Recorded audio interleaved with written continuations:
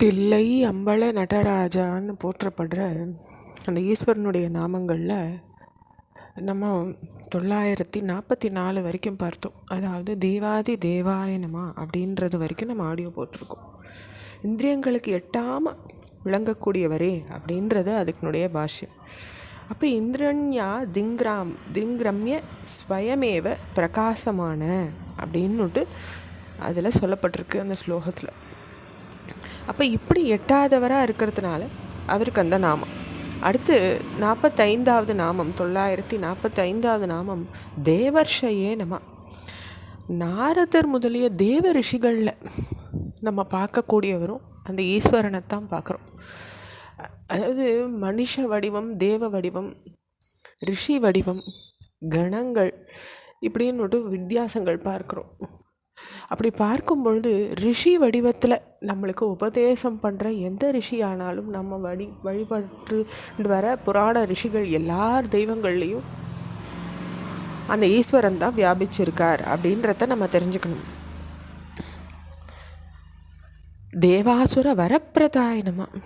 தேவாளுக்கும் அசுராளுக்கும் வரம் அளிக்கிற ஈஸ்வரராக இருக்கார்.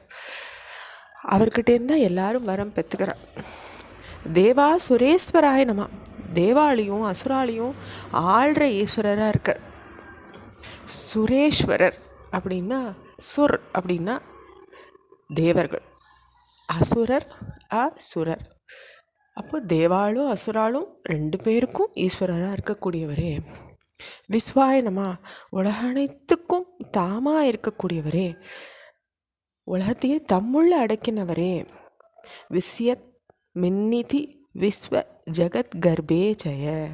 அப்போ அந்த கர்ப்பமாக அந்த விஸ்வத்தை ஏந்தின்னு இருக்கக்கூடியவரே விஸ்வாய நம.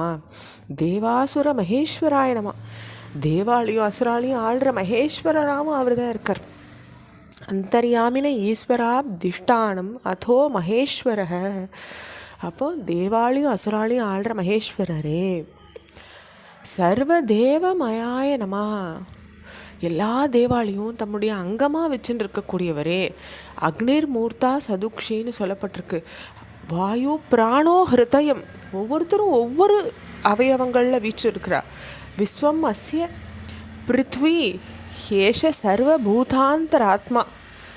எவனுக்கு அக்னி தலையாக இருக்கோ, சந்திர சூரியார்கள் கண்களாக இருக்கோ, திக்குகள்லாம் காதுகளாக இருக்கோ, பிரசித்தமான வேதங்கள் வாக்காக இருக்கோ, வாயு பிராணனாக இருக்கோ, உலகனைத்தும் உள்ளமாக இருக்கோ, எவனுடைய பாதங்கள் பூமி தோன்றற்கு உலகில் உண்டாய அனைத்துக்கும் அந்தராத்மாவாக இருக்கோன்னு உபனிஷதம் சொல்கிறது. அப்படி எல்லா ஜீவராசிகளுக்குள்ளேயும் அக்னி வாயு திக்குகள் சந்திர சூர்யாவிலையும் தன்னுடைய அங்கங்களாக வச்சுருக்கக்கூடியவரே. அப்போ சர்வதேவமயாய நம. அப்போ உங்கள் ஸ்வரூபமே சர்வ தேவதைகளுடைய ஸ்வரூபமாக இருக்கே அப்படின்னுட்டு சொல்கிறேன் இந்த சரமாவளி. அச்சிந்தியாய நம. சிந்தனைக்கு எட்டாதவராக இருக்காரே, அவரை விட சிந்திக்கிறதுக்கு வேறொன்று இல்லாதவராக இருக்காரே. அதாவது ஒரு விஷயத்துக்குள்ளேயே எல்லா விஷயமும் அடங்கும்னாக்கா அந்த ஒரு விஷயத்தை பார்த்தா போகிறோம் இல்லையா. நம்ம என்சைக்ளோபீடியா சொல்கிறோம், டிக்ஷனரி சொல்கிறோம். அப்போது அந்த ஒரு விஷயத்தை பார்த்தா எப்படி எல்லா விஷயமும் அடங்குமோ, அப்படி ஒரு தெய்வத்தை கும்பிட்டா அவனுக்குள்ளேயே எல்லாமே அந்தர்யாமமாக அடங்குமோ அப்படிப்பட்ட ஈஸ்வரரே அப்படிங்கும்பொழுது இந்த அச்சிந்தியாய நம அப்படின்றது வருது. தேவதாத்மனே நம. தேவாளுக்கும் அந்தர்யாமியாக இருக்கக்கூடியவரே. ஆத்ம சம்பவாய நம. தாமே உண்டானவரே.